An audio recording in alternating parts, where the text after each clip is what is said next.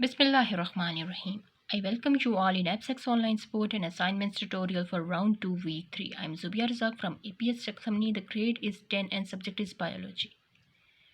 Recipes chapter number 14 Reproduction.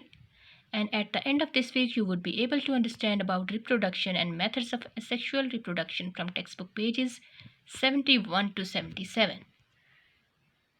Reproduction is defined as the production of individuals of the same species, which means the next generation of species have the same characteristics. While it is one of the fundamental characteristics of living things, it is not an essential life process. Reproduction is thus essential for the continuation of species. It ensures that the genetic material of one generation is transmitted to the next. Each generation produces more offsprings for the next generation. Many individuals die due to various reasons like diseases, competition, genetic factors before reaching the reproductive age. Only the fittest and the best survive and reach the reproductive age. This ensures that the advantageous characteristics are transmitted to the next generation. If there will be no reproduction, then you will not be able to get the chicken meat and poultry items. So this hen is reproducing to continue life cycle of its own generation. Now the chicken has hatched from this eggshell. If there will be no reproduction, then you will not be able to avail these agricultural items. You have tomatoes, chilies, and different animals at your home due to their reproduction. If there will be no reproduction, then species of these particular plants and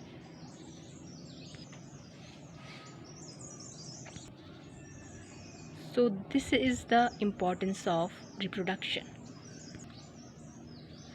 Without reproduction, there will be species extinction. There are two types of reproduction: asexual reproduction and sexual reproduction. Asexual reproduction means simple cell division that produces an exact duplicate of an organism. There are many types of asexual reproduction in which we shall discuss on the next slides. Sexual reproduction involves the joining or fusion of male and female sex cells, that are gametes. And now I will discuss about the binary fission in amoeba. Binary fission means division into two. It is the simplest and most common method of asexual reproduction. It occurs in prokaryotes, bacteria, many unicellular eukaryotes like protozoa, and some invertebrates. During binary fission in bacteria, the DNA is duplicated and so two copies of DNA move towards opposite poles and cytoplasm divides. And in parent amoeba, the nucleus divides, daughter nuclei move towards opposite poles and cytoplasm divide. So here is the binary fission in bacterium in the left and in an amoeba at the right. During binary fission in unicellular eukaryotes, the nucleus of parent organism divides into two by mitosis. Some invertebrates also reproduce asexually through binary fission. During this reproduction, body is cut into two halves. Fission, that is called fission, and the missing body parts are regenerated in both halves. This type of asexual reproduction is common in planaria and many echinoderms. Some unicellular organisms, amoeba, form hard walls called cysts around them. Under unfavorable conditions, later on, when favorable conditions return, the nucleus of parent divides into many daughter nuclei by repeated divisions. This is followed by the division of cytoplasm into several parts. Each new part of cytoplasm encloses one nucleus, so a number of daughter cells are formed from a single parent at the same time. The kind of fission is known as multiple fission. Multiple mean many. Now I will discuss about fragmentation. As certain worms grow to full size, they spontaneously break up into 8 or 9 pieces. Each piece that is fragment develops into a mature worm, and the process is repeated. If a planarian breaks into many pieces instead of 2, it will be also called as fragmentation. So fragments mean parts. Now I will discuss about budding. In this type of asexual reproduction, a bud develops as a small outgrowth on parent's body. In case of yeast, a unicellular fungus, a small bud is formed on one side of cell. The nucleus of cell divides and one of the daughter nuclei is passed into the bud. Parent cell may form more than one bud at a time. Each bud enlarges and develops the characteristics of parent organism. The bud may separate from parent body. In some cases, the buds never separate, and as a result, colonies of individuals are formed. Budding in hydra. Animals such as sponges, hydra, and corals also reproduce by means of budding. In them, a small bud is formed on the side of the body by mitosis. This bud enlarges by the formation of more cells. It then detaches from the parent body and grows into new organism. So this detachment brings a new organism. Next one is spore formation. It is generally seen in most fungi, that is rhizopus. When rhizopus reaches reproductive age, its body cells form thick wall spore sacs called sporangia, and the singular one is sporangium. The stalks are sporangiophore. These are spores, and when these spores will find a suitable surface, they will germinate. Inside each sporangium, a cell divides many times and forms many daughter cells called spores.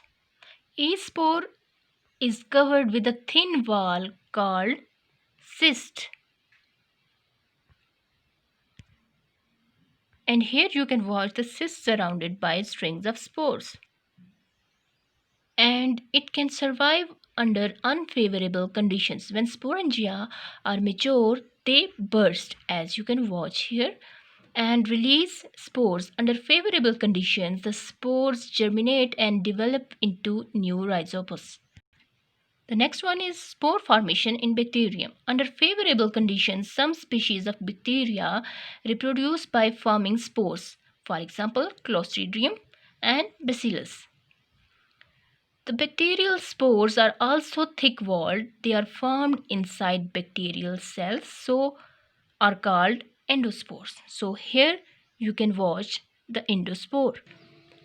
Did you know that parthenogenesis is also considered as a form of asexual reproduction? In it, an unfertilized egg develops into new offspring. Some fishes, frogs, and insects reproduce by means of parthenogenesis. Similarly, queen honeybee lays egg in the cells of honeycomb. Many eggs remain unfertilized and develop into haploid males by parthenogenesis. At the same time, some workers are fertilized by male bees, and these develop into diploid females and new queen and worker bees. And these are diploid females, which are workers. The queen is inside the honeycomb, and drones are unable to work. These workers bring food for the drones. The workers, which are diploid females, are working here and also unable to feed themselves. These workers bring food for drones, which are haploid males, and when these workers feel that drones are unable to do any type of activity and work inside their community, so they swipe away their hive by beating these haploid male drones. I have discussed about the parthenogenesis, that was development of an unfertilized egg into honeybees. Drones are the males produced through parthenogenesis, that are haploid. Workers and queens are females produced from the fertilized eggs. So here you can watch the queen, worker and drone. I will discuss about the vegetative propagation in my next video lesson. Thank you and have a nice day.